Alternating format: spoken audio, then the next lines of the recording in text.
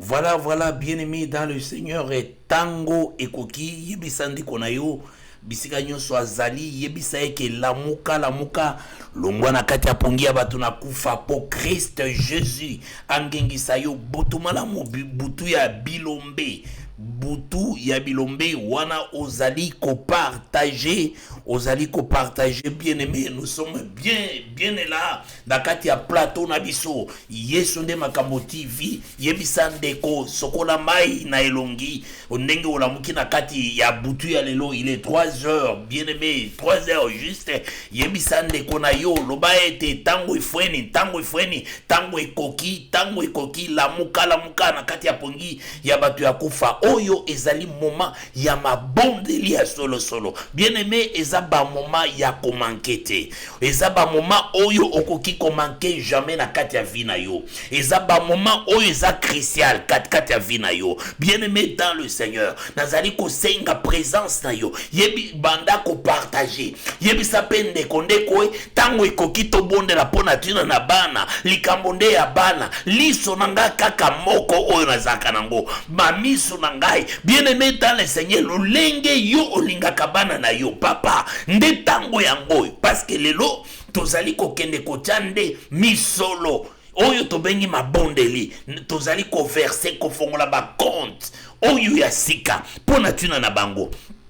Dans l'entretemps tozali kokende kobondela nzambe pona kofongola mabondeli na biso na katikati ya butu ya lelo tozali kokende kobondela. Seigneur Dieu de gloire opesi biso makoki opesi biso courage ya kotelema parce que lobaki ete royaume na yo ezali ya ba violent tozali ko exercer violence pona tina na ba génération future. Et c'est pourquoi Seigneur to pusali liboso ya trône na yo olongola pongito konimba nyonso na katikati ya butu ya lelo po ete toza na temps ya kobondela po tokoti na katikati na tango ya bitumba pona ko arracher toutes les bénédictions ya bana na biso pona avenir futur ya bana na biso. Seigneur Dieu de gloire topamboli kombo na yo topamboli mosantu na yo ebandeliki no suka na kati na maboko na yo pesa makasi pesa endurance spirituelle na kombo na Yesu Kristo. Amen. Bien-aimé dans le Seigneur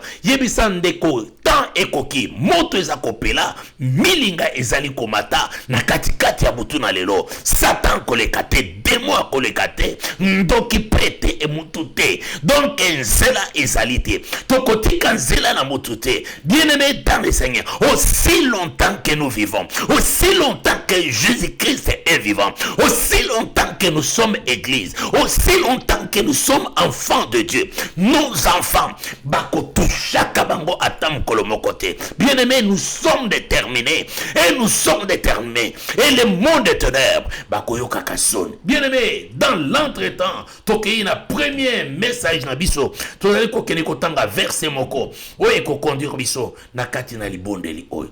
Alléluia. Voilà, bien-aimé dans le Seigneur. Tozali na kati ya mukanda na livre ya Job. Tozali kokene kotanga na livre ya Job. Bien-aimé bisiko ozali kotanga na kati ya livre ya Job. Na livre ya Job chapitre 1 au verset 5. Et quand le cycle des jours de festin était achevé, Job appelait et sanctifiait ses fils. Et puis il s'éleva de bon matin et offrait pour chacun d'eux un holocauste. Car Job disait, peut-être mes fils ont-ils péché et ont-ils offensé Dieu dans leur cœur. C'est ainsi que Job avait coutume d'agir. Bien-aimé dans le Seigneur. Voilà. Donc, requête na biso ya liboso polele. Donc, ma bondeli toko verser na banque ya bana na biso li bondeli ya pardon. Li bondeli ya pardon parce que nano to somukite nzambe ya yeba kafitir ayebi déjà que mokolo moko bana biso bakokoyaka bakobeta kalibaku peut-être na kati na maloba na vie na bango bakoko na biso peut-être bakosala kamabe mais ezatan.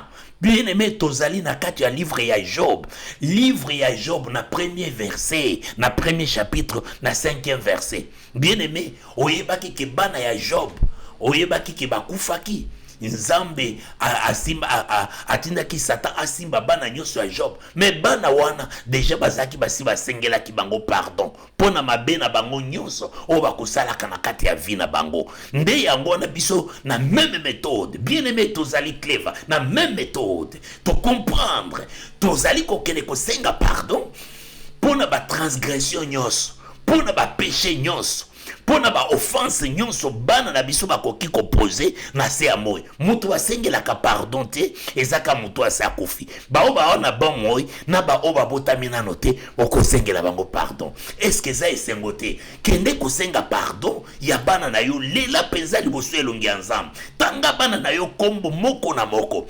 salela bango banque na bango compte oyo ya ba pardon, osengeli bango pardon. Moïse tango balinga baboma bana ya Israël, Moïse alobaki ke baboma même ye, mais baboma bana ya Israël te. Soki nzamba lingi aboma kutu ye. Bien aimé dans le Seigneur, butu ya lelo eza kofungoma kitoko, milinga na moto, ale moto eza kopela, milinga eza komata, ale toke kobondela nzambe.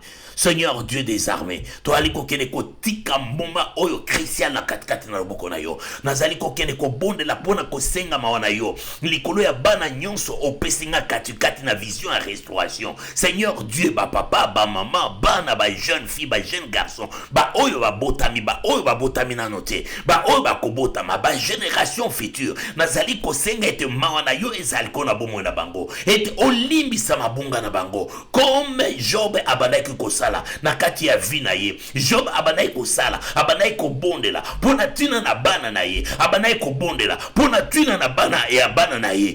Seigneur Dieu des armées, na kati na moma oyo tozali pe kobondela pona tina na bana oyo, tozali kobondela pona tina na bana oyo baleka liboso na kati ya ba église nyonso ya restauration, na kati ya mboka ya Congo, na Kinshasa, ezala na Lualaba, ezala na Likasi, ezala na Lubumbashi, ezala bipai bango bazali ba oyo nano bakoti na kati ya église ya restauration te, na kati ya vision te, nzambe bazali ko faire partir na kati ya alliance oyo. Seigneur, na telemi na brèche pona kosenga mawa na yo likolo na bango, ba likolo ya bana nyonso oyo basalaka na kati ya mitema na bango, na kati ya ba chambre na moment o technologie za avancé toyebi nini basalaka na kati na mitema na bango te. Mais Seigneur, nazali kosenga ete nzambe la bomo limbisa bango, oyokela bango mba katikati na baka, oyokela bango mba wa Seigneur Dieu des armes, na oyokela bango toke kosenga nzambe, ozali kosenga kolongo ba transgression, ba malédiction nyonso ekoki ko stopper bana oyo yawe nzambe na bomoy na kati ba conduite na bango, na bisika bakotambolaka, na bisika bakokotaka, na eloko na ba acte bakopozaka, na zali kosenga maona yo, netoleka na kolimbisa bango, etoleka na koyokela bango mawa na kombo na Yesu Kristo, au nom puissant du Seigneur Jésus-Christ. Alléluia. Bien-aimé dans le Seigneur, ce qui est important na kati ya makambo oyo ezali ya ko comprendre, ozali kosenga, otango za kosenga pardon pona tina na bana oyo, ozako tanga ba kombo na bango, oyebi pe bisaleli ya bana na yo, oyebi ba ope bazala kama mobulu, ozali kokene kosenga toujours, kolela kokita kolela liboso ya elongi ya nzambe. Yeba ke bien-aimé dans le Seigneur, makambo ebele esale makapona bana même nano ba botamite. Oko se souvenir que Anna tango abandaki kolela na kati ya temple, bien-aimé abandaki kosala libonde lipona Samuel, pe abandaki ko exposer destinée mobimba ya Samuel, ndenge nini Samuel akozala, ndenge nini Samuel akotambola. Bien-aimé mais ezala bana oyo nano ba botamite bazana kati ya alliance oyo, okoki toujours koloba, okoki toujours kopesa na ba orientation, ndenge nini bakozala na se ya moi oyo, face na kati ya ba technologie oyo, face na oyo ba robot oyo bazali kosala ba remplacer bato na babisika na bisika.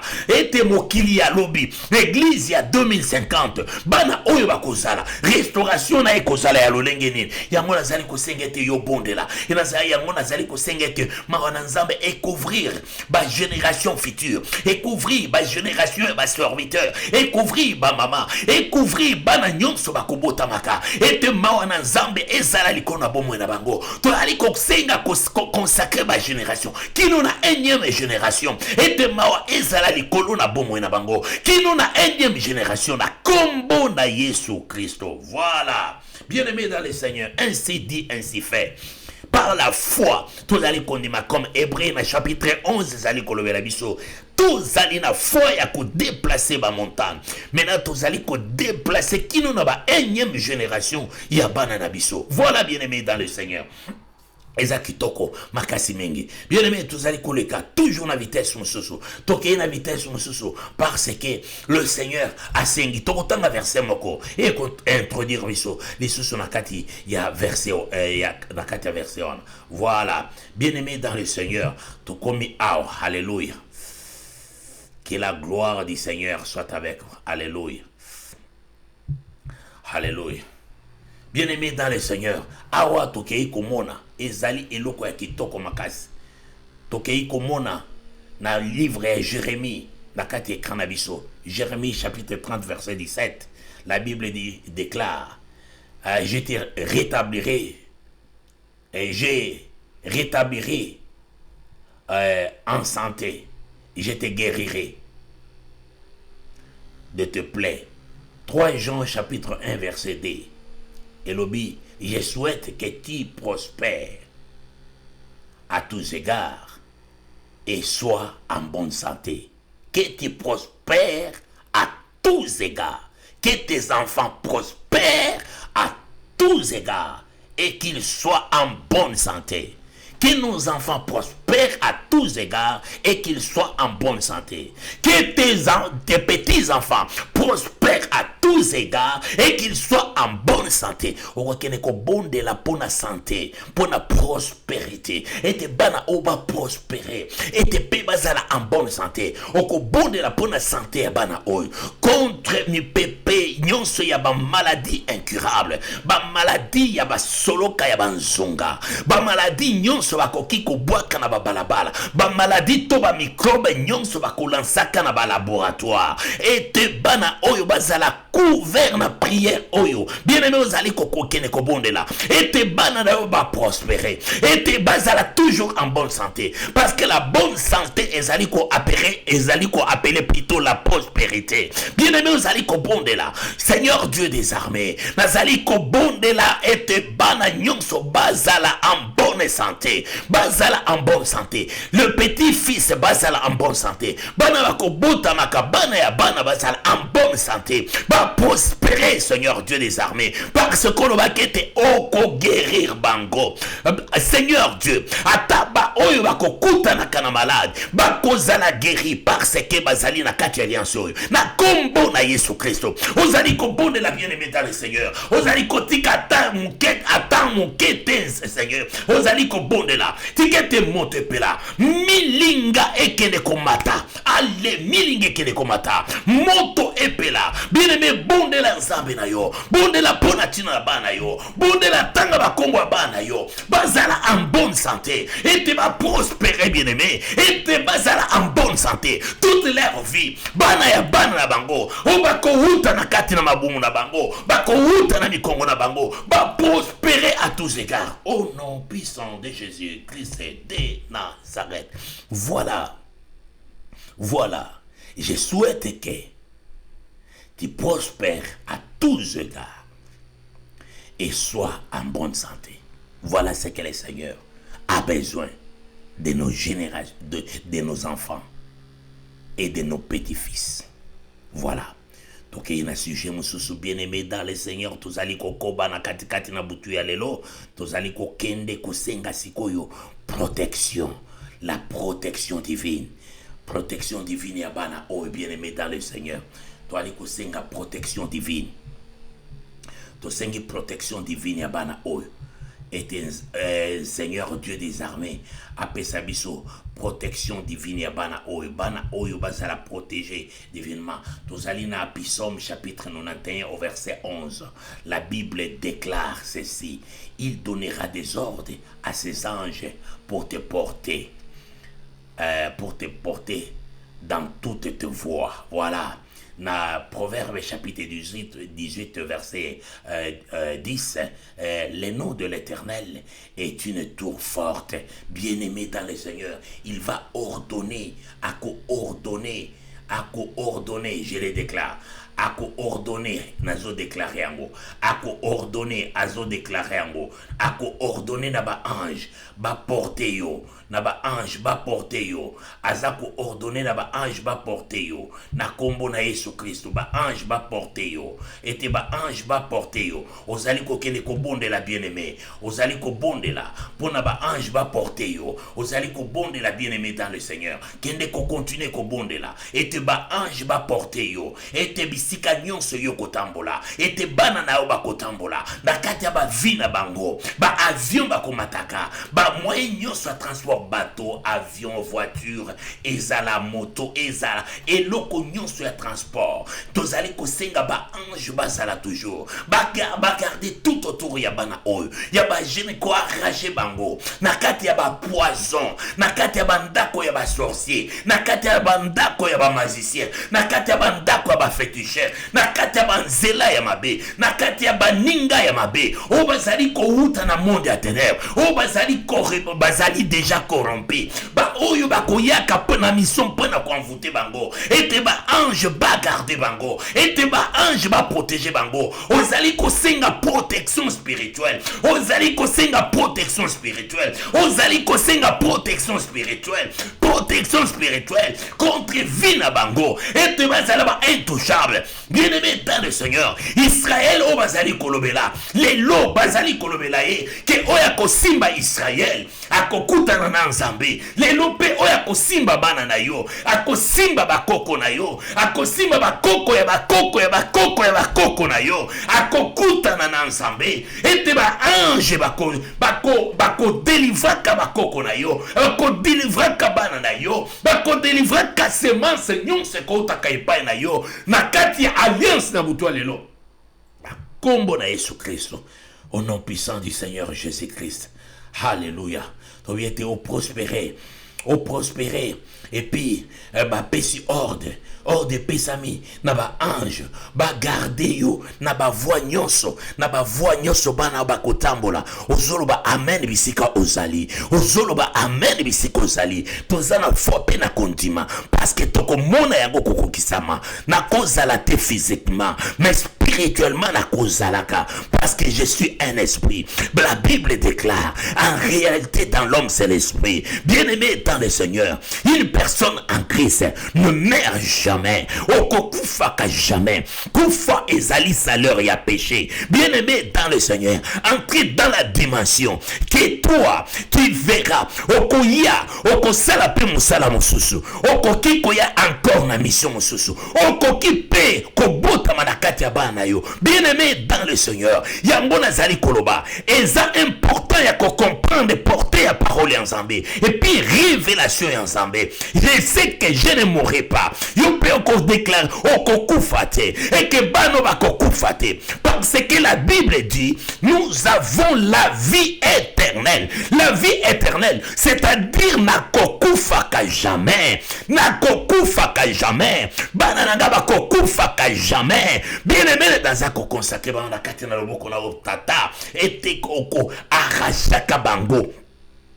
Oko arachaka bango comme tozali kosolola na yo Seigneur Jésus-Christ parce que ozana bomoy, parce que okufaki osekwaki et puis olobi ke na kati na biso tozana lisekwa. Donc bana oyo bakomunaka bilembo na biso même toza physique te même spirituellement bakomunaka bilembo na biso bakomunaka partout bazali kotambola bilembo na biso parce que nous sommes vivants, nous sommes en Christ. Seigneur Dieu des armées, bakomona kabilembo na biso, bakotambola pe basuto kotambola kana bango. Seigneur, otambola kina ba disciple na yo na nzela ya Emmaüs. Seigneur, ozalaki mokufite parce que la vie était en toi, parce que tu es la vie, parce que tu donnes la vie. Quand tu donnes la vie, tu ne donnes pas comme le monde les donne. Seigneur Dieu des armées, et bana oyo bakosufra ba mutu nyonsa kosimba kabango akokuta la kananga même en esprit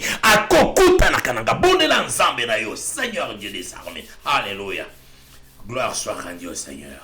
Alléluia. N'habitez ce que vous comprendre. N'habitez ce que vous comprendre. Et puis, ce que vous comprendre était, on arriver à comprendre. Tous allez kobonde là. Nzambe na biso. Oza kobonde la nzambe na yo. Pendant ces moments, vous allez kobonde là. Pendant oyo etali. Vie spirituelle. Yabana oyo. Donc, bonde là pour la vie spirituelle na bango. Na kate livre ya Jérémie. Et l'obike. Dans chapitre 5, dans verset 1, et l'obike. Avant que tu fisses, je t'ai formé dans le ventre de ta mère et je te connaissais. 2 Éphésiens 2:10. Nous sommes créés en Jésus-Christ pour de bonnes œuvres. Nous sommes créés en Jésus-Christ pour de bonnes œuvres. Bien-aimés dans le Seigneur, okokene ko bonde là, pour être bana oyo.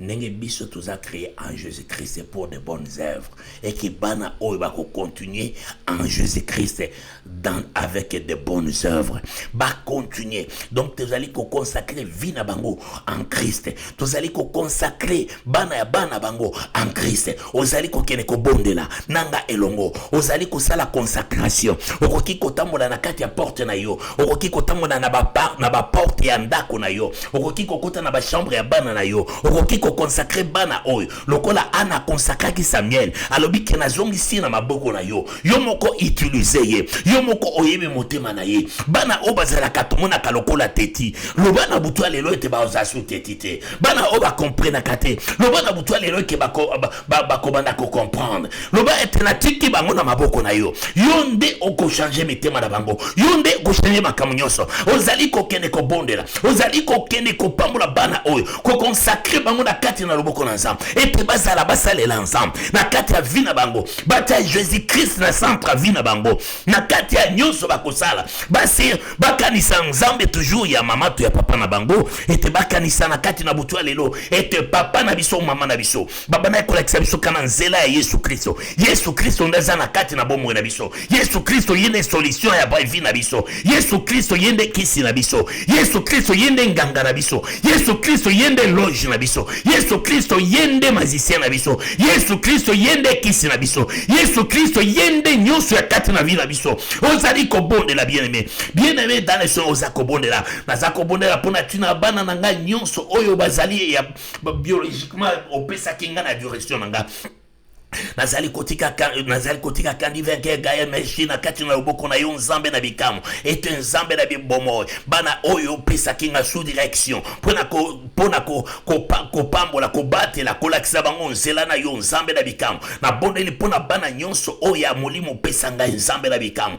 ba oyo nyonso bazali bisika nyonso bazana likasi bazana Kolwezi bazana Kinshasa bazali na Lubumbashi bazana Irlande bazana bisika ba oyo bakoyaka Sima na kati na ba etonga Seigneur Dieu des armées nazali ko kende ko consacrer bango na kati na loboko na yo na consacrer ba sœur éternelle nyonso na kati na loboko na yo na dédier bango zambe na bomo ete o utiliser bango butu na mo ete ozwa directive na bango ozwa direction ya ba pensée na bango ete Seigneur Dieu des armées na kati ya vie na bango batayo na centre ya vie na bango Seigneur Dieu des armées ete kufa elongwa na kati na bango ete lobiko kaka kande ezala mwinda epela katikati na bomwe na bango na kombo na Yesu Kristo au nom puissant du Seigneur Jésus-Christ Nazareth. Alléluia. Gloire soit rendue au Seigneur. Na commission nzambe na bomwe. Merci parce que tous allez continuer bien aimé dans le Seigneur. Yebisa muto alali loboza ko rater makambo ya kitoko kuna réunion ezali ko salema le Seigneur Jésus-Christ aza ko salema réunion na ba ministre na ye katikati na butu alelo bazali ko arrêter ba décision ya minene pona ba génération future oyo bakobotama o bakokota na se ya moyo oyo bien aimé dans le Seigneur kende parce que tozali ko pusana o kende ko bonde la bien aimé na pendant moment oyo ozali ko bonde la pona oyo etali avenir ya bana oyo et puis profession ya bana oyo tozali ko kende ko bonde la okomona na kati ya livre ya Daniel na chapitre 1 verset 17 kuna ezali koloba Dieu donnant à ces jeunes gens de la science et de l'intelligence. Mettons toke na proverbe na 16 na verset 3. Recommande à l'Éternel tes œuvres et tes projets réussiront. Bien-aimé dans le Seigneur, Nzambe a la capacité. Ceux qui ont recommandé, tous ont recommandé ba projet, tous ont recommandé, et ça projet ya futur ya bana na biso. Ozali ko bonde là, ozako senga Nzambe a équipé bango na science, a équipé bango na intelligence comme ezalaki na kati ya Daniel, ezalaki na kati ya baninga ya Daniel. Ozali ko kene ko bonde la bien-aimé dans le Seigneur. To bonde le pona intelligence, ton bon est pour la science, parce que ton monde était la véritable science. Zali ko te pa na Nzambe yango to zali ko bonde là. Seigneur Dieu des armées, nazali ko senga mitu et fongama. La science est d'en haut, la science que le monde ne donne pas, la science d'en haut à tous ses enfants, la science est d'en haut dans ma génération future, la science et l'intelligence. Seigneur Dieu des armées, nazali ko soumettre projet oyo na kati na loboko na yo bana oba botamina donté. Seigneur baza inclus na kati ya science pe baza ba botama tango bakobima baza kobima na science pe na intelligence. Seigneur Dieu des armées, to bondeli pona tina na bango et te ba botama na science pe na intelligence. Alléluia. Nazali ko bondela bien-aimé dans le Seigneur, ozali ko bondela. Si il faut qu'on marche, si il faut imposer, tu peux imposer les mains. Okoki ko kende, ozali ko imposer maboko, ozali ko imposer maboko. Bien-aimé dans le Seigneur, ozali ko imposer bana o maboko, ozali ko imposer bango maboko, bien-aimé dans le Seigneur. Alléluia. Ozali ko imposer bango maboko, bien-aimé dans le Seigneur. Ozali ko imposer bana o maboko. Allez, ozali ko imposer bango maboko. Ozali ko imposer maboko, bien-aimé dans le Seigneur. Ozali ko sopa na katikati na bango. Ozali ko sopa science pe intelligence. Nazali ko kene ko sopa likolo na bana nyonso ici. Oba uti epai na ngai Nzambe na bomoy. Nazali ko kene ko sopa. Nazali ko sopa science pe intelligence. Bana nyonso bazali kotanga bazala équipé na science pe na intelligence conformément na parole ya Nzambe katikati na butu ya lelo ba génération future bakoko ya bakoko nazali kosopa science pe intelligence esopa na katikati na bango na kombo na Yesu Kristo, na kombo na Yesu Kristo bazali ko recevoir yango na kombo na Yesu Kristo. Mwana nyonso akoba na kobotama na kati ya etunga ya restauration na ba oyo bakota na note na communauté ya restauration partout dans mokili mobimba Nzambe na bomoy na sengi science pe intelligence, science pe intelligence, science pe intelligence na kombo na Yesu Kristo. Alléluia, alléluia, alléluia, alléluia. Voilà. Bien-aimé dans le Seigneur, tous allez continuer. Token a requête mususu ya kitoko. Encore une fois de plus, ozali ko kene ko bonde la pona oyo etali bana oyo. Ozali ko bonde la pona oyo etali etali. Tozali ko tanga verset oyo. Otangi verset oyo na écran na biso. Eza Genèse chapitre 2 verset 24. L'homme quittera son père et sa mère et s'attachera à sa femme. Alors na Psaume chapitre 128 au verset 3. Ta femme sera comme une vigne féconde. Tes fils comme de plantes d'olivier. Voilà, bien-aimé dans le Seigneur.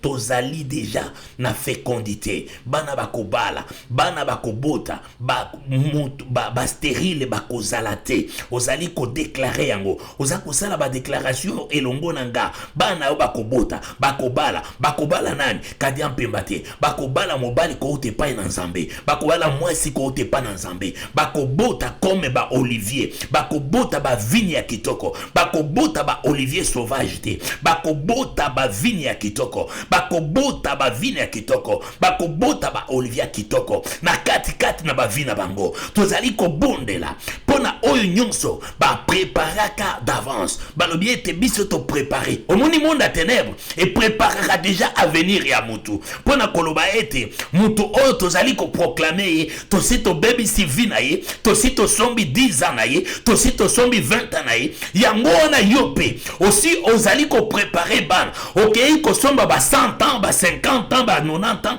mais tozali ko somba ba siècle, ba génération, au moyen de la prière. Ba génération ya bana na yo parce que nalina ebisa yo kakake. Si osoki ondimakake yo okokufa, c'est-à-dire nano okomi pembeni ya stature parfaite ya Christ était. Parce que la Bible est claire. Cette vie éternelle que nous recevons en Christ, ce n'est pas pour mourir. Pour la kokufa, bien-aimé dans le Seigneur, c'est l'œuvre du péché, c'est l'œuvre du diable. Bien-aimé dans le Seigneur, okozalaka, okomonaka en tant qu'esprit, okozalaka, okomonaka, pe bana yo, pe bana yo, même physiquement, même en esprit, okomonaka, oko arrivaka en œuvre. Et pas une abango. Bien-aimé dans le Seigneur, je te dis des choses. Par révélation du Saint-Esprit. Pendant que nous prions, pendant que nous consacrons l'avenir de nos enfants entre les mains du Seigneur, pendant que nous dédions leurs avenirs entre les mains du Seigneur, bien-aimé dans le Seigneur, mon bali mon côté, moi si mon côté, à côté cimetière Zamba, Maï, à outa na deuxième monde, à koki ko pousse na liboso ya bana ote, à koko pousse na liboso ya bakoko na yote. Il n'y aura pas des ignos, oyo démoniaque ko zalakate. Il n'y aura pas d'infiltration sur tous les plans, parce que nous verrons et que les anges de l'Éternel bako zalaka na kati. Na kombo na Yesu Kristo, na kombo na Yesu Kristo, na kombo na Yesu Kristo. O nyokankao e ko zalakate, ba règle douloureux e ko zalakate. O ba maléchant e ko zalakate, ba morne ba ko zalakate, ba avortement e ko zalakate. Na kombo na Yesu Kristo. Alléluia. Voilà. Voilà, c'est bon, non? Voilà, ils ont tellement kitoko. Bien-aimé dans le Seigneur. Voilà. Voilà. On était là. Tolobi était. Tobaniko kende. Moke. Na mozindo. Yama bondeli. Mais c'est qu'il faut comprendre. Vidéo oyo. Ekotika la kalibela. Bana o na bakoko o bakobota ma bakomona kayango. Kizaki na œuvre moko ba parent basalaka. Batikelaka biso héritage. Lokola Jacob atikelaka héritage ya bana na ye. Yango yoza kosala na kati ya butu ya lelo. Bien-aimé dans le Seigneur, ce n'est pas pour rien. Tozola la tozola muka, c'est pas pour rien. Mais je te dis que il y a des choses, ce que nous faisons, il y a des choses qui se passent. Parce que moi j'ai la foi, si tu n'as pas la foi, je te donne ma foi aussi. On s'accorde la foi nanga. Pour te dire que j'ai prêché l'évangile du Seigneur. En prêchant l'évangile du Seigneur, naïbi naïko comprendre le lokomoko. Qu'est-ce que j'ai compris? Que dès que tu as la vie éternelle, une personne avec la vie éternelle, il ne mourra jamais. Ce qui tue, c'est le péché. Parce que la Bible déclare dans Romains que le salaire du péché, c'est la mort. Ceux qui ont péché, ils vont mourir. Mais ceux qui ne pêchent pas, ils ont la vie éternelle. Et en réalité, dans l'homme, c'est l'esprit. Ça n'empêcherait jamais. Ça, c'est ce que moi, je demande. Si tu t'accordes à ma foi, que bana onaza kobonde la nzoto e kozala détruit, mais molimo nangate, je serai toujours na koki kote pa ya papa pe na eko visiter bana oyo. Na eko visiter bango. Souvenez-vous que le Seigneur Jésus-Christ, à sa résurrection, a qui visité ba disciple nae. Nanzela ya Emmaüs, atambola ki pe na bango. Akenda ki pe alia ki na bango. Bien-aimés dans le Seigneur, nous sommes en Christ et Jésus et nous avons cet héritage. Il faut qu'on comprenne ma portée. Oh, ceux qui n'ont pas koufi, bananga ba rotika ko souffrir. Ba ceux qui ont koufi. Ça c'est bon. D'ailleurs, on le dit bien, ceux qui ont koufi. Mais na kokufate. C'est-à-dire que bana o lokola Jésus-Christ bakanisa ki akufa ki ase kwaki. Siko azamolimo. Siko azamolimo yango tozanae. Siko azamolimo yango azakosu. Siko azamolimo yango azali ko protéger biso. Mais Christ alobaki ke oyo nga na sali bino boko sala koleka. Oyo kutunga na sali.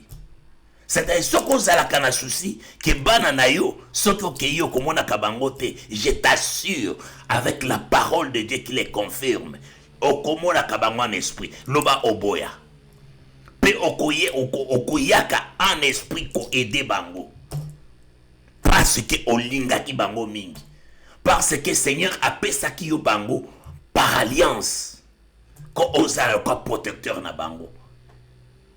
Bien-aimé dans le Seigneur, nakoyaka ta lokola ange pona tina na bango, ko arachaka bango na badani, ko bundela bango na ndenge ya solo. Donc bakosimba makate eloko eza koloba malelo, je ne mourrai jamais. Nga, je ne mourrai jamais.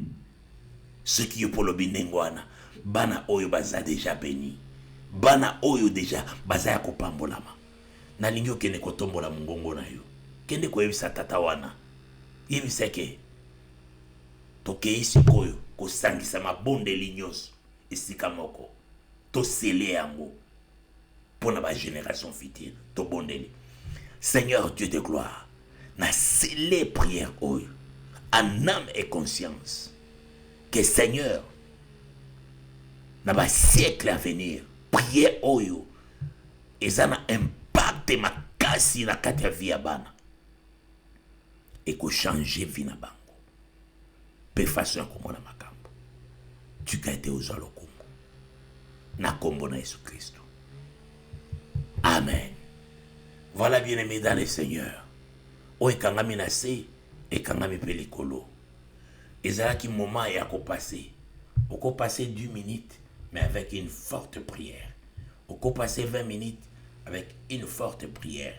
Mais pendant moment oyo ezaki moment na biso oyo tosilisi mabondeli tongo ya lelo ezali tongo ya mapamboli mpona ntina na yo soki ete nzambe ayeba na kopambola yo, nzambe azala na yo, nzambe azala na bino na bisika nyonso bokotambola journée ya lelo partout bokozala tika succès elanda bino, succès emitungisama mpona bino, nyonso emitungisama mpona bino, baange bakompanye bino na désordre nyonso na kombo na Yesu Kristo.